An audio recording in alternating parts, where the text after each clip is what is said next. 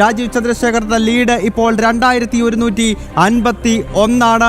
ഇനിയും കുറച്ച് round 11 round പൂർത്തിയായി കഴിഞ്ഞിരിക്കുന്നു. വോട്ടെണ്ണൽ അതിന്റെ അവസാന ലാപ്പിലേക്ക് നീങ്ങുമ്പോൾ അതിശക്തമായ മത്സരം നേമത്തുണ്ട്. പക്ഷേ അത്ഭുതങ്ങൾ തീർക്കുന്നത് കൊല്ലം ജില്ലയിലെ ചാത്തന്നൂരിലാണ്. അവിടെ ബി ഗോപകുമാർ ഏതാണ്ട് വിജയിച്ചു കഴിഞ്ഞിരിക്കുന്നു. അദ്ദേഹത്തിന്റെ ഉറച്ച ശബ്ദം കേരള നിയമസഭയിൽ ഉണ്ടാകുമെന്ന് ഉറപ്പാണ്. PCR പെട്ടെന്ന് മനോജിനെ കണക്ട് ചെയ്യാം. മനോജ് ലൈനിലുണ്ട്. ഇനി എണ്ണാനുള്ളത് ഒരു റൗണ്ട് മാത്രമെന്നാണ് മനസ്സിലാക്കുന്നത്. ആ റൗണ്ട് ഏതെല്ലാം മേഖലകളാണ്, അവിടെ എങ്ങനെയാണ് ഇന്ത്യയുടെ സ്വാധീനം? വളരെ പെട്ടെന്ന്. 14ാം റൗണ്ടാണ് ഇനി എണ്ണാനുള്ളത്. ഒറ്റ റൗണ്ട് മാത്രമാണ്. എന്തായാലും 13ാം റൗണ്ട് എണ്ണുമ്പോഴേക്കും ഏകദേശം 2000-ലധികം വോട്ടുകൾക്ക് BB ഗോപകുമാർ ലീഡ് ചെയ്യുന്നു എന്നുള്ളതാണ്. നേരത്തെ തന്നെ ഞാൻ സൂചിപ്പിച്ചിരുന്നു, ആദ്യ റൗണ്ടുകളിലൊക്കെ തന്നെ BJP നേടിയിട്ടുള്ള വോട്ടുകൾ, അത് കഴിഞ്ഞ ശേഷം 10ാം റൗണ്ടിന് ശേഷമൊക്കെ എണ്ണുന്ന ഈ ബൂത്തുകളെന്ന് പറയുന്നത് BJPക്ക് സ്വാധീനമുള്ള ബൂത്തുകൾ തന്നെയാണ്. എന്തായാലും കല്ലുവാതുക്കൾ ഉൾപ്പെടുന്ന പ്രദേശങ്ങളാണ് എണ്ണുന്നത്. നേരത്തെ ഭൂതക്കുളം, അതോടൊപ്പം തന്നെ ചാത്തന്നൂർ, ചിറക്കര മേഖലകളിലൊക്കെ എണ്ണിയപ്പോൾ BJP അതുപോലെ തന്നെ ലീഡ് ഉയർത്തി. എന്തായാലും ഈ ഒരു നിമിഷം നമുക്കറിയാൻ സാധിക്കുന്നതിന് ഈ 14ാം റൗണ്ടിലും വലിയ തരത്തിലൊരു മുന്നേറ്റം BJP ഉണ്ടാക്കി എന്നുള്ളത് തന്നെയാണ്. BB ഗോപകുമാർ കഴിഞ്ഞ 2 തവണയും അവിടെ തെരഞ്ഞെടുപ്പിന് നിന്നപ്പോൾ ലഭിച്ചിരുന്ന വോട്ടുകളെക്കാളും കൂടുതൽ, അതായത് ഇതുവരെ BJPക്ക് വോട്ട് കിട്ടാത്ത ഇടങ്ങളിൽ നിന്ന് ആദ്യഘട്ടം മുതൽ തന്നെ ലഭിച്ചു തുടങ്ങി എന്നുള്ളതാണ്. എന്തായാലും ഇനിയുള്ള നിമിഷങ്ങളെന്ന് പറയുന്നത് അവസാന നിമിഷം, അവസാന റൗണ്ട് ഈ വിജയം ഉറപ്പിച്ചു എന്ന് തന്നെ നമുക്ക് പറയാം. കാരണം 2000-ലധികം ലീഡ് ഉയർത്തിക്കഴിഞ്ഞാൽ സ്വാഭാവികമായും ഇനി അടുത്ത റൗണ്ടിൽ കൂടെ എണ്ണുമ്പോൾ, ഈ 14ാം റൗണ്ട് കൂടെ എണ്ണുമ്പോൾ ഈ പ്രദേശങ്ങളിൽ നിന്ന് BJPക്ക് വലിയ സ്വാധീനമുള്ള മേഖലകളുണ്ട്. ആ മേഖലകളിൽ നിന്നൊക്കെ ലഭിക്കുന്ന വോട്ട് കൂടുതൽ ഈ ലീഡ് ഉയർത്തുമെന്നതിൽ മാറ്റമില്ല. എന്തായാലും LDF സ്ഥാനാർത്ഥി 2ാം സ്ഥാനത്തും UDF സ്ഥാനാർത്ഥി 3ാം സ്ഥാനത്തേക്കും പോയിരിക്കുന്നു. അവസാന റൗണ്ടിന്റെ നിമിഷങ്ങളിലാണ് ഇപ്പോൾ നിൽക്കുന്നത്. അല്പസമയത്തിനകം തന്നെ കൃത്യമായിട്ടുള്ള വിവരങ്ങൾ, അതായത് 14ാം റൗണ്ടിലെ പൂർണ്ണമായിട്ടുള്ള വിവരങ്ങൾ കൂടെ ലഭിക്കും. അതോടുകൂടെ BB ഗോപകുമാർ എത്ര വോട്ടിനാണ് വിജയിച്ചത് എന്നുള്ള കാര്യം കൃത്യമായി നമുക്ക് പറയാൻ സാധിക്കും. എന്തായാലും വലിയ സന്തോഷത്തിൽ തന്നെയാണ് ജില്ലയിലെ BJP പ്രവർത്തകർ ഒന്നാകെ തന്നെ. അവരൊക്കെ വലിയ ആത്മവിശ്വാസത്തിലായിരുന്നു. ചാത്തന്നൂരിൽ ഇത്തവണ താമര വിരിയും എന്നുള്ള ആത്മവിശ്വാസം, ആ ആത്മവിശ്വാസവും പ്രവർത്തനവും തന്നെയാണ് നമുക്ക് ഈ ഒരു ഫലത്തിലും കാണാൻ സാധിക്കുന്നത്. അല്പസമയത്തിനകം തന്നെ സമാഹരിക്കൂ. നേമത്ത് എന്താണ് സംഭവിക്കുന്നത്? രഞ്ജിത്ത്, നേമത്ത് എന്ത് സംഭവിക്കുന്നു?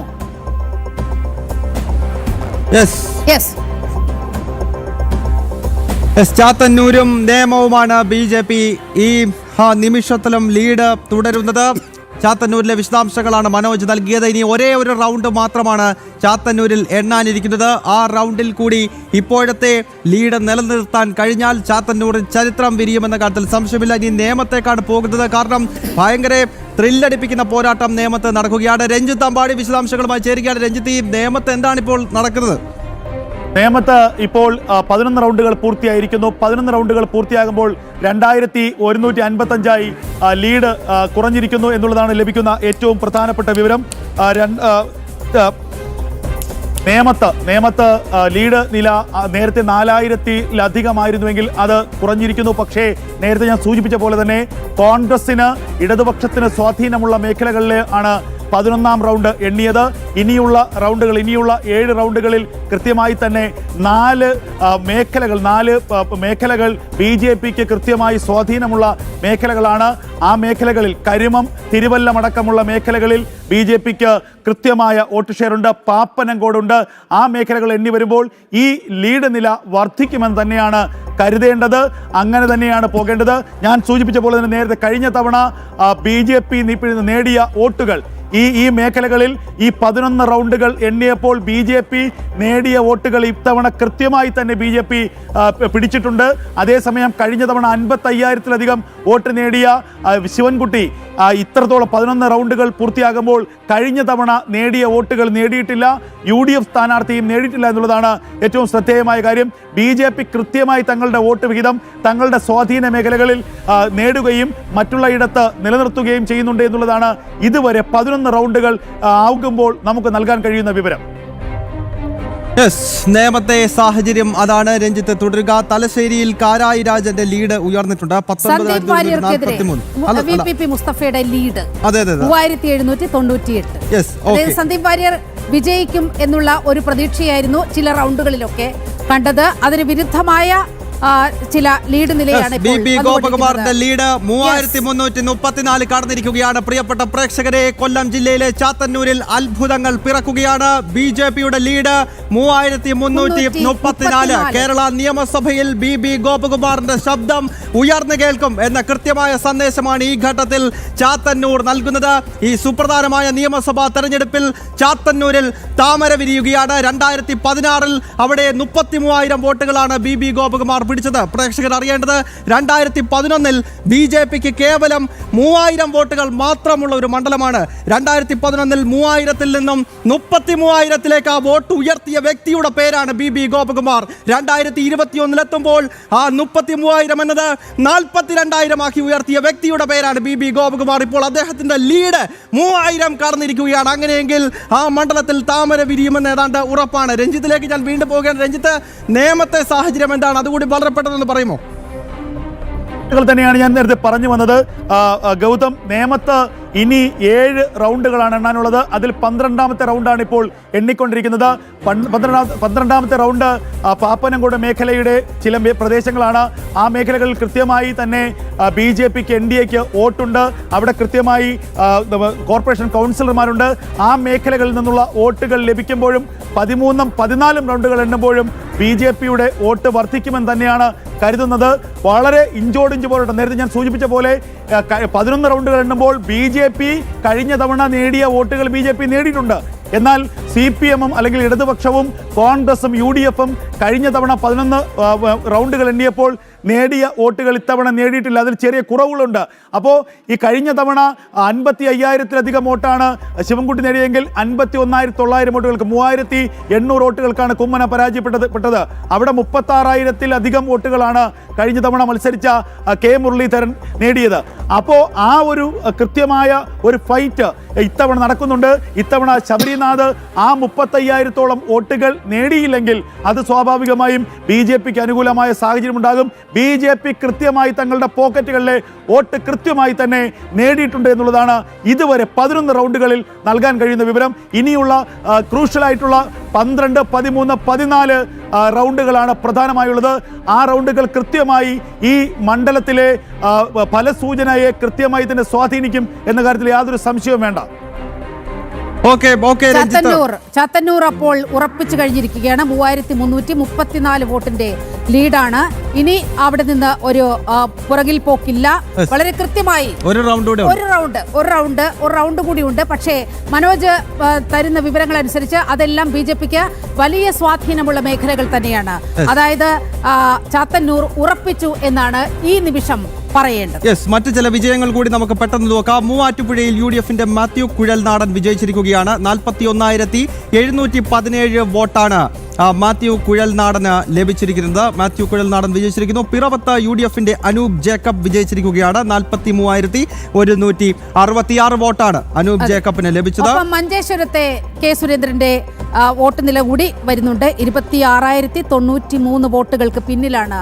അതായത് ക്രോസ് വോട്ടിംഗ് കൃത്യമാണ്. വളരെ കൃത്യമായി ക്രോസ് വോട്ടിംഗ് നടന്നിട്ടുണ്ട്. ഒരു തർക്കവുമില്ല.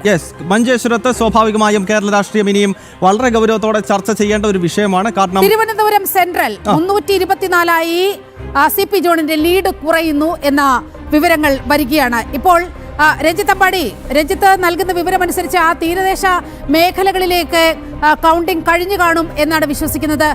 എന്താണ് ഈ വലിയതുറ അതുപോലെയുള്ള പ്രദേശങ്ങളൊക്കെ എണ്ണിക്കഴിഞ്ഞോ? അതാണോ തിരുവനന്തപുരം സെൻട്രലിൽ 324 CP ജോണിന്റെ ലീഡ് കുറയുകയാണ്? തിരുവനന്തപുരം സെൻട്രൽ ഇതുവരെ എണ്ണി പൂർത്തിയാക്കിയത് CP ജോണിന് കേവലം 324 വോട്ടുകളുടെ ലീഡ് മാത്രമാണുള്ളത്. പക്ഷേ നീലിമ മനസ്സിലാക്കേണ്ടത് ഇനി എണ്ണാനുള്ളത് 4 റൗണ്ടുകളാണ്. ആ മേഖലകൾ എന്നുള്ളത് പൂന്തുറ, ഭീമാപ്പള്ളി, ചെറിയതുറ മേഖലകളാണ്. മണക്കാട് അടക്കമുള്ള മേഖലകളാണ് അവസാന 4 റൗണ്ടുകളിൽ എണ്ണാനുള്ളത്. കൃത്യമായി തന്നെ തീരദേശ മേഖല എന്ന് പറയാം. ആ തീരദേശ മേഖലയിലെ വോട്ടുകൾ എങ്ങോട്ട് പോകുന്നു എന്നതിനെ ആശ്രയിച്ചിരിക്കും ഈ ജയാപരാജയങ്ങൾ. എന്തായാലും ഈ തെരഞ്ഞെടുപ്പിൽ ഏറ്റവും ശക്തമായ ഒരു ഫൈറ്റ് കാഴ്ചവെച്ച ഒരു മണ്ഡലം തന്നെയാണ് NDA കാഴ്ചവെച്ച മണ്ഡലം തന്നെയാണ് തിരുവനന്തപുരം സെൻട്രൽ. അവിടെ CP ജോണിനെ 15 റൗണ്ട് വരെ പിടിച്ചുകെട്ടാൻ കരമന ജയന് കഴിഞ്ഞിരിക്കുന്നു. എന്നാൽ തീരദേശ മേഖലകളിലെ വോട്ടുകൾ അത് ഇടതുപക്ഷത്തിന് കൃത്യമായി തന്നെ പോവുകയാണെങ്കിൽ കഴിഞ്ഞ തവണ ആന്റണി രാജുവിനാണ് ആ മേഖല മേഖലകളിലെ വോട്ടുകൾ അധികവും ലഭിച്ചത്. VS ശിവകുമാറിനെ തീരദേശ മേഖല തിരസ്കരിക്കുകയായിരുന്നു. എന്നാൽ ഇത്തവണ കാര്യങ്ങൾ മാറി മറിഞ്ഞിരിക്കുന്നു. ഇത്തവണ കരമന സുധീർ മത്സരിച്ചു. CP ജോൺ UDF-നായി എത്തി. CP ജോണിന് അനുകൂലമായി N ബ്ലോക്കായി ആ വോട്ടുകൾ പോവുകയാണെങ്കിൽ സ്വാഭാവികമായും UDF-ന് അനുകൂലമായ ഒരു ഘടകമുണ്ടാകും. എന്നാൽ കരമന ജയനെ ഇപ്പോഴും നമുക്ക് എഴുതിത്തള്ളാൻ കഴിയില്ല. ജാതി മതത്തിനതീതമായി വ്യക്തി സൗഹൃദമുള്ള കരമന ജയന് ആ വ്യക്തി സൗഹൃദത്തിന്റെ അടിസ്ഥാനത്തിൽ കൂടിയുള്ള വോട്ടുകൾ ലഭിക്കുകയാണെങ്കിൽ ഒരു അത്ഭുതം തിരുവനന്തപുരം സെൻട്രലിൽ സാധ്യമായാലും നമ്മൾ അത്ഭുതപ്പെടേണ്ടതില്ല.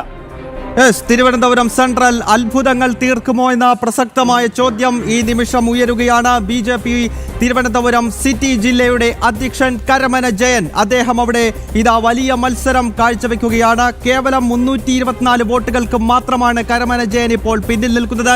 ഇനി ഏത് നിമിഷം വേണമെങ്കിലും ഈ 324 എന്ന ചെറിയ നമ്പർ മാറി മറിയാനുള്ള സാധ്യതയുണ്ട്. അങ്ങനെയെങ്കിൽ തിരുവനന്തപുരം സെൻട്രലിൽ താമര വിരിയുമോ എന്ന ചോദ്യം ഇവിടെ ഉയരുന്നു. നേരെ നേമത്തേക്കും ചാത്തന്നൂരിലേക്കും പോയാൽ അവിടെ BJP സ്ഥാനാർത്ഥികൾ ഇപ്പോഴും ലീഡ് ചെയ്യുകയാണ്. അതിനിടയിൽ മറ്റൊരു അപ്ഡേഷൻ വരുന്നത് മന്ത്രി R ബിന്ദു പരാജയപ്പെട്ടിരിക്കുകയാണ്. പല മന്ത്രിമാർ പരാജയപ്പെട്ടിട്ടുണ്ട്. ഇരിങ്ങാലക്കുടയിൽ 16 റൗണ്ടും പൂർത്തിയാകുമ്പോൾ അവിടെ മന്ത്രി R ബിന്ദുവിന്റെ തോൽവി ഉറപ്പിച്ചു കഴിഞ്ഞിരിക്കുന്നു. 10,212 വോട്ടിന്റെ ലീഡാണ് തോമസ് ഉണ്ണിയാടന് ഉള്ളത്.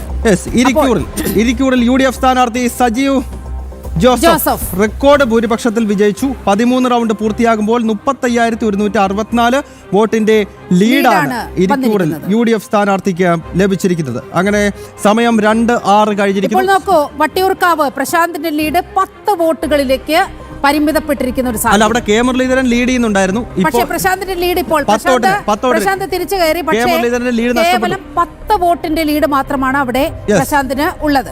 അത് തന്നെയാണ്. നേരത്തെ കെ മുരളീധരന് ലീഡ് ഉണ്ടായിരുന്നു. ആ ലീഡ് ഇപ്പോൾ തിരിച്ചു പിടിച്ചിരിക്കുകയാണ് പ്രശാന്ത് എന്ന് വേണം മനസ്സിലാക്കാൻ. അതായത് വലിയ മത്സരം ഈ വട്ടിയൂർക്കാവിൽ UDF-ഉം LDF-ഉം തമ്മിൽ വലിയ മത്സരം ആ മണ്ഡലത്തിൽ നടക്കുന്നു എന്നാണ് മനസ്സിലാക്കേണ്ടത്. പ്രശാന്തിന്റെ ലീഡ് 10 വോട്ടിന് മാത്രമാണ്. നമ്മൾ പരാമർശിക്കപ്പെടാതെ പോയ ഒരു മണ്ഡലമുണ്ട്, ദേവികുളം. അവിടെ 13 റൗണ്ട് പൂർത്തിയായിരിക്കുകയാണ്. അവിടെ UDF സ്ഥാനാർത്ഥി F രാജയുടെ ഭൂരിപക്ഷം 4,347 ഉയർന്നിരിക്കുന്ന ഒരു സാഹചര്യം.